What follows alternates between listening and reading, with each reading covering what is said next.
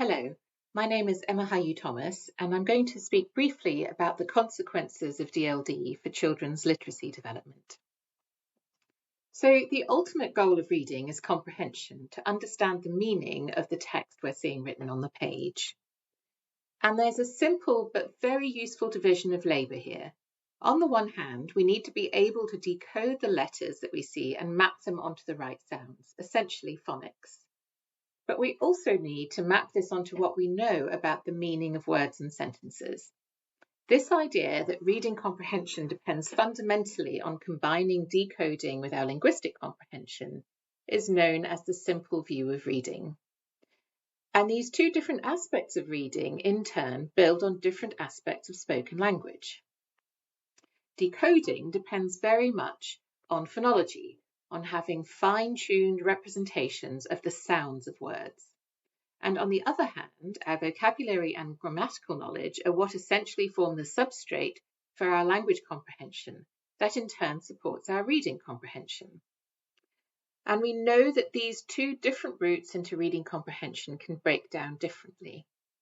So we know that the primary difficulty in dyslexia is with decoding, and that this is often the consequence of difficulties with phonology. On the other hand, the broad difficulties in spoken language that children with DLD have directly impacts the linguistic comprehension that could support reading comprehension. So the bottleneck for children's reading here is coming through this language route rather than necessarily through the decoding route. But we do know that these two things can co-occur. Dyslexia and DLD can co-occur. And in that situation, both of these routes into reading comprehension are compromised. In a longitudinal study that we carried out here in York, following children and their families through the primary school years, we found that at the age of 8, some of our children did indeed have a specific dyslexia profile, and some had a specific DLD profile, but quite a lot of children met criteria for both dyslexia and DLD. So what did reading look like for these different groups of children?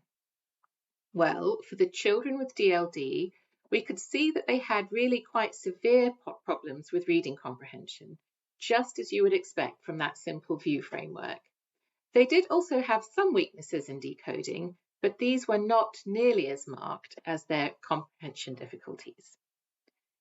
The children with dyslexia, on the other hand, were the mirror image of this. They had real difficulties with decoding that were carrying through all the way through primary school, but their reading comprehension was fine, was in the normal range. The children who had both DLD and dyslexia had severe difficulties in both decoding and comprehension. So both of these routes into reading had been really compromised in this group. To wrap up, we know that the oral language difficulties experienced by children with DLD place them at high risk of reading comprehension problems.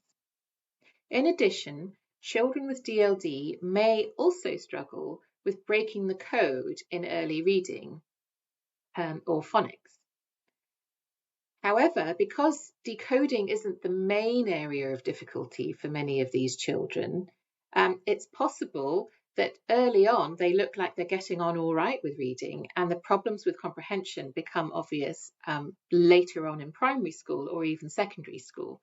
So it's entirely possible to have these late emerging problems, and so it's really important to be very vigilant even past that early stage of reading instruction. Finally, in order to provide the right kind of support for children with reading difficulties, it's really important to target the particular underlying problem, and the simple view framework here is very helpful in allowing us to focus either on the decoding problems or on the broader comprehension problems, or for some children, both of these. Thank you very much.